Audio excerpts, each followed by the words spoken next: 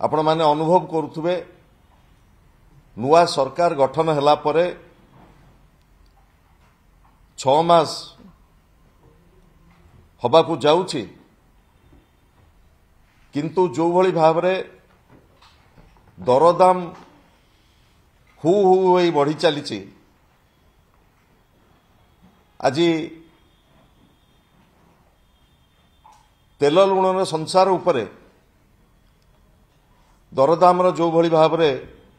प्रभाव पड़ी ताको आपण माने समस्ते अनुभव करुथुबे। नूतन सरकार जो जो प्रतिश्रुति भरोसा देई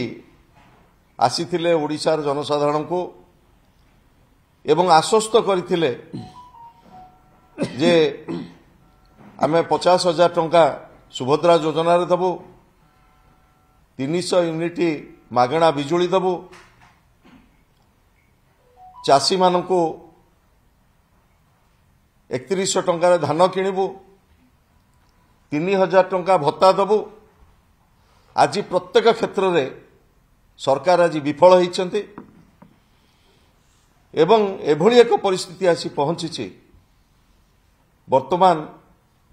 आलू पियाज नित्य व्यवहार्य जिनिस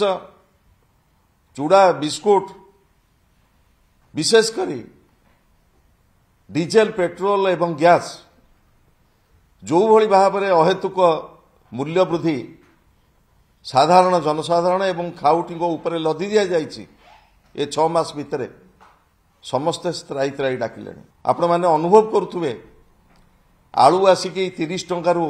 60 टंकार पहुंचला पियाज 70 टंकार पहुंचला रसुण आसिकी रेट पहुंचला 90 टंकार तेल आसिकी पहुंचला हाराहारी 200 टंकार डाली रेट से भली आसिकी पहुंचला 150 टंकार ये जो भली भाव में दर वृद्धि लदी दि जाइए ये केवल गोटे प्रशासनिक विफलता नुह ये 6 मास भितर सरकार जो चरम विफलता ये जल जल ही देखा ये दरदाम वृद्धि विरुद्ध रे बिजु जनता दल आसंता मास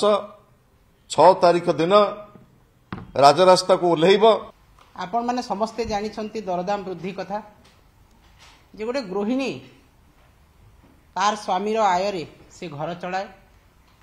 एवं घर चलैवा पई छुआ पिला पाठ पढ़ाइबा पई स्वास्थ्य खर्च समस्त खर्च गोटे महिला ही सुरुखुर रे किपरि घर चलैब से ही दायित्व नहीं था। एवं आज जो अहेतुक दरदाम वृद्धि आपण माने देखुथिबे हांडी साल रे चड़क पड़ी। आज जड़े गोटे महिला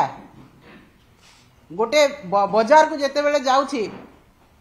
आगरु जे 1000 टंका 500 टंका से मार्केटिंग करुथला वर्तमान 100 टंका रे सीमित अछि। आलू दर वर्तमान 50 टंका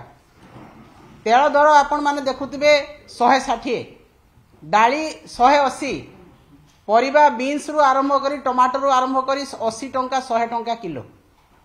गैस पेट्रोल डीजेल सबुथर दरदाम वृद्धि होइछि। एवं डबल इंजिन रो डबल विकास कथा कहउतबा सरकार डबल विकास रो नारा देकी सरकार को आसीथिबा बीजेपी भारतीय जनता पार्टी रो सरकार आज संपूर्ण भाव में दरदाम नियंत्रण एवं मुद्रास्फीति हार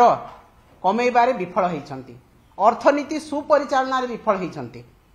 जो दिनठू बीजेपी सरकार 2014 मसीह केन्द्र रे आसिले से दिनठू दरदाम क्रमागत भाव में बढ़ी एवं वर्तमान ओडिशा रे भारतीय जनता पार्टी रो शासन रे जितेबेला डबल इंजिन हेइछि